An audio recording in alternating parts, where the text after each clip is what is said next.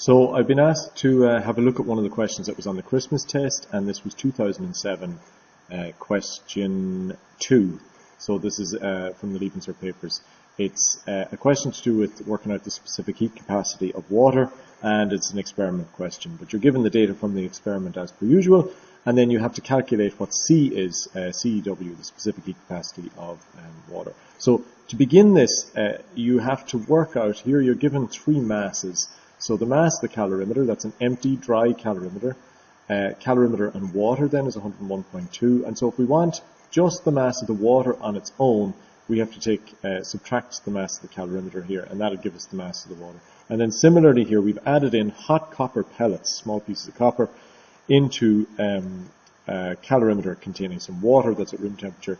And then we just want the mass of this copper on its own. Well, we have the mass of the calorimeter in the water here, we have the mass of the calorimeter in the water and the copper here. So if we subtract the mass of the calorimeter in the water, we'd be left with the mass of the copper, and that's what we're going to do. So let's work out the masses first. Well, mass of the calorimeter is equal to, well, it's 55.7 grams, it's given in the question, but of course we need that in kilograms. So that's 0.0557 kilograms. And then we need the mass of the water next. So mass of the water here is going to be, well, it's 101.2 minus 55.7, which is going to give us an overall mass of 45.5 grams, 45.5 grams, and that in kilograms is going to be 0.0455 kilograms. Okay, and then finally we need the mass of the copper. I'm just going to say that's MC. Mass of the copper then is going to be, here you're going to have to subtract this 101.2 from 131.4. That should give you 30.2 grams, but 30.2 grams in kilograms is 0.0302 kilograms. Okay, so now that we have our 3 masses, we can, and then we have to look at the temperature rises and falls, I suppose, is the other thing. So here we have rises and drops in temperature. The temperature here is, the initial temperature of the water is 16.5. So the water, you're going to have a rise in temperature. The water is going to rise in temperature, the water and the calorimeter.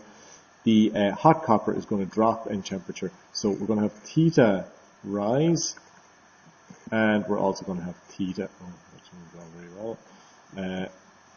So let's get rid of it. We're going to have theta rise, and then we're going to have theta fall. So let's do theta rise first. The rise in temperature is here, the water in the calorimeter is going to start at 16.5, and it's going to finish at 21.4, or 21.0. So overall, we're going to have 21 minus 16.5, and that should give you 4.5 degrees Celsius, right? And then that's our theta rise, or I suppose delta theta rise, the change in temperature. And then we have delta theta fall here, because the copper rivets, are going to start at a temperature of 99.5, and then they're going to end at a temperature of 21. So overall, that's going to fall by 78.5 degrees Celsius. Okay, so this is kind of our input information, and next we have to get to forming the overall kind of equation in order to help us to solve this. So let's change pen color here.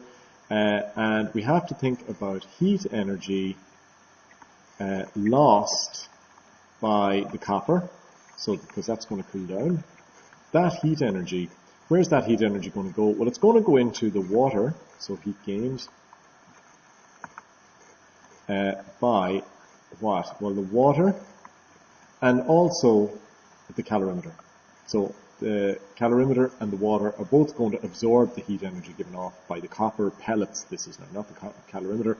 This is the pieces of hot copper that were put into the calorimeter. Okay, now we need to make this, there are no state changes here at any point. There's nothing that changes state. So very simply, we're just doing MC delta theta for that one is equal to, on this side, we've got, for the water, we've got MC delta theta. And for the calorimeter, we've also got MC delta theta on that one as well. Okay, good. Now we need to put our subscripts on here. So this is for the copper alone. We've got MC here. We've got small, the mass of the copper that we have up on the other slide. We have the specific heat capacity of copper that was also given in the question as 390 joules per kilogram per Kelvin. And then in this case we have the copper. This is heat lost by the copper. So the copper reduced in temperature, remember, from 99.5. So this is the fall in temperature, right? Here the heat gained by the water is, so we're looking at the mass of the water. Specific heat capacity water, that's what we're going to try and solve for. And then here the water went from 16.5 up to 21, so this is a rise in temperature for that one. Mass of the calorimeter here for this one, calorimeter. Specific heat capacity of copper, because it's a copper calorimeter. And then delta theta here, again, it rose in temperature, so this is rise. Good. So let's start filling in some of the values for these. So the mass of the copper that we got previously was 30.2 grams. We converted that into kilograms, and we said that 0.0302 kilograms by specific heat capacity of copper was given in the problem, it's 390, and then the fall in temperature was 78.5 degrees Celsius, but we're not going to put that in as we're calculating. Then we've got equals here. Now the mass of the water we found to be 0.0455 kilograms. We have specific heat capacity of water, that's what we're trying to find, and the rise in temperature was 4.5 degrees. Plus the mass of the calorimeter we got to be 0.0557 kilograms. We said that this is, put a proper bracket on that. Specific heat capacity of copper is 390, again it was given in the problem, and the rise in temperature was 4.5 degrees Celsius. Right, how do we approach now solving for this? We're solving for this one variable in here, this guy, right? So, well, firstly we have to multiply whatever's in the brackets here and here, and also this 4.5 is going to be multiplied by this here. Alright, so let's draw out the multiplications. This multiplies here, if you just put this all into a calculator, you get 924.6 here. This one here, when you multiply 4.5 by 0.0455, you end up with 0.205 CW, like that. And then this one, when you multiply all these values out here, you get 97.75 for that. Okay, now I want to try and get CW on its own. You can see it's multiplied by 205, by 0.205 here, but it's also added to 97.75. So I want to get rid of this adding on, this bit here that's tacked onto this. So how would I do that? Well, because it's added on, the way to get rid of it on this side is to subtract 97.75, and there you go. 97.75 minus 97.75 gives you nothing. So we get that to 0. Let's stick it in green just to show it. It's minus 97.75, but I can't just stick in an extra minus 97.75 here. I have to also do it on this side, like that. Okay. So I have to put an extra one on this side as well in order to balance it all up. So once I subtract these values here, I get 8 to 6.85 for this, 924.6 minus 97.75. And on this side, I just get left with 0.205 CW. Okay. Now I'm going to switch these to the opposite sides so that it's kind of easier to look at. Usually people like the variable on the left hand side and the constant values on the right.